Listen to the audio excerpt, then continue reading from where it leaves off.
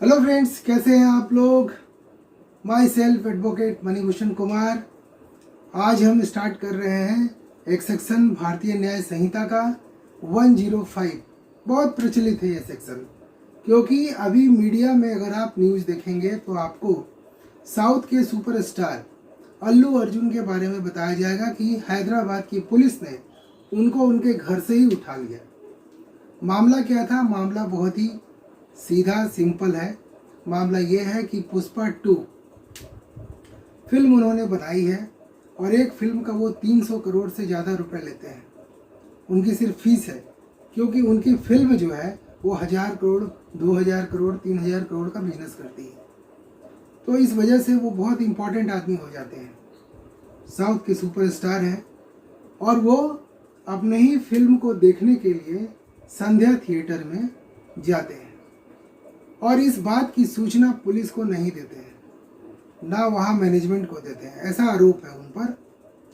और जैसे ही वो जाते हैं, भीड़ बढ़ने लगती है और भीड़ बढ़ने की वजह से वहाँ एक महिला फिल्म देख रही होती है अपने परिवार के साथ, रेवती नाम की, और उनका बेटा सितेश और उनका पति भास्कर और उनकी एक बेटी। यहाँ पर क्या होता है, जैसे ही भीड़ बढ़ने लगती है अल्लू अर्जुन को देखने के लिए, उसको छूने के लिए, उनको टच करने के लिए, उनसे मिलने के लिए, तो वहाँ पर उस रेवती नाम की महिला का जो सांस लेने से सांस ले नहीं पाती है, क्योंकि भीड़ बहुत ज़्यादा रहता है, सांस ले नहीं पाती है, दम घुट जाता है उनका और वो एक्सपायर कर जाती है। उसके बाद उनके पुलिस अल्लू अर्जुन पर जा कर के, एक जगह है उसका नाम है चिक्कड़पल्ली, वहाँ जा कर के एक FIR दर्ज कराते हैं। FIR दर्ज क्या कराते हैं? 2 लोगों पर कार्रवाई करने के लिए FIR दर्ज कराते हैं। पहला, जो वो सिनेमा है उसका मैनेजमेंट में जो लोग हैं, मैनेजमेंट में कौन कौन से लोग थे मैं आपको बता रहा हूँ। M संदीप जो मैनेजर हैं, नागा राजू जो कर्मचारी हैं, विजय चंद्र, ये सभी लोग सिनेमा हॉल के मैनेजमेंट में थे। इनके ऊपर आरोप ये लगता है कि इन्होंने मैनेजमेंट ठीक से किया नहीं और इसलिए इनके ऊपर FIR किया जाए, नंबर 1। नंबर 2, अल्लू अर्जुन पर केस करने के लिए भी बोलते हैं कि इनके ऊपर भी ये केस बनता है, क्योंकि ये बिना बुलाए आ गए थे, मैनेजमेंट ठीक नहीं था, इनके बॉडीगार्ड धक्का मुक्की किए, जिसकी वजह से मेरी पत्नी की मौत हो गई। ये एक FIR बनता है। FIR बनने के बाद अल्लू अर्जुन की गिरफ्तारी हो जाती है और मात्र 24 घंटों में उनकी बेल भी हाई कोर्ट से हो जाती है। पुलिस जैसे ही अल्लू अर्जुन को गिरफ्तार करती है, उसके बाद पुलिस उनको लेकर के वहाँ के डिस्ट्रिक्ट कोर्ट में उनको खड़ा करती है। वहाँ उनको जुडिशियल कस्टडी में भेज दिया जाता है और उसके बाद उनके जो वकील हैं वो लगे रहते हैं और हाई कोर्ट से ही उसी समय अंतरिम जमानत 4 हफ्तों का ले लेते हैं। यहाँ क्या हुआ, केस हुआ, लेकिन 24 घंटों के अंदर अंदर उनको बेल भी मिल गई।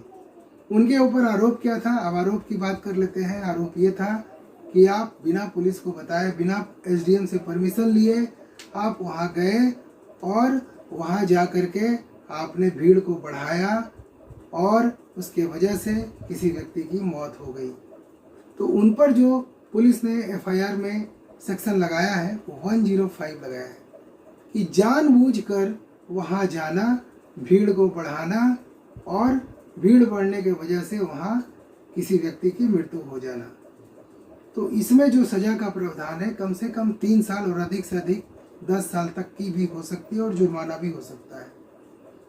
दूसरा उनके ऊपर जो सेक्शन लगा है वो लगा है 118(1) क्या है? ये BNS का ही सेक्शन है। 118(1) में ये कहा गया है कि अगर आप किसी धारदार हथियार से आप उस जगह पर जाते हैं जहां आपका मकसद रहता है किसी व्यक्ति को चोट पहुंचाना, चाहे आप खतरनाक हथियार लेके जाएं, चाहे एक्सप्लोसिव लेके जाएं, चाहे जहर लेके जाएं, चाहे ऐसा कोई पदार्थ लेकर के जाए जहां पर हवा में फैलने से किसी व्यक्ति की मौत हो जाए, या कोई वायरस आप वहाँ पर जा कर के फैला दें, या ऐसा कोई केमिकल वहाँ लेकर के जाए जो वहाँ पे फैलाने से किसी व्यक्ति की मौत हो जाए, तो अगर ऐसा आप करते हैं तो आपके ऊपर ये 118(1) BNS का लागू होता है और वहाँ जो सज़ा है वो 3 साल की सज़ा है और 20,000 रुपये फाइन है, या दोनों भी लग सकता है। उसके बाद उनके ऊपर एक और सेक्शन लगाया गया है, सेक्शन 3(5) BNS का है। मतलब कि बहुत सारे लोग मिल करके एक प्लान करते हैं कि हमको वहाँ जा कर के ये घटना को अंजाम देना है। मतलब कि कॉमन इंटेंशन रहता है किसी घटना को अंजाम देने का, तो वहाँ पे सेक्शन BNS का 3(5) वहाँ लगता है। कहने का मतलब ये है कि ये सारा सेक्शन पुलिस ने उनके ऊपर लगाया है और इसमें अभी अल्लू अर्जुन की जो है जमानत भी हो चुकी है। अब वो 4 हफ्ते के बाद फिर से सरेंडर करेंगे और सरेंडर करने के बाद फिर से उनको जमानत मिल सकती है, इसकी पूरी संभावना है। अगर उन्होंने ये साबित कर दिया कि ये जो घटना हुई है मेरे वजह से नहीं हुई है, ऐसा प्रूफ दे दिया, तो वहाँ पर उनकी ऊपर किया गया ये केस भी खारिज हो सकता है। तो गरीब आदमी के लिए न्याय अलग, अमीर आदमी के लिए न्याय अलग। आप डिसाइड कीजिए, आप सोचिए कि 24 घंटे के अंदर उनको हाई कोर्ट से बेल मिली है, ये कैसे हो सकता है? ये सारे पैसे के बल पे होते हैं, उनका आदमी लगा रहता है और जैसे ही वो वहाँ जाते हैं उनका बेल हो जाता है।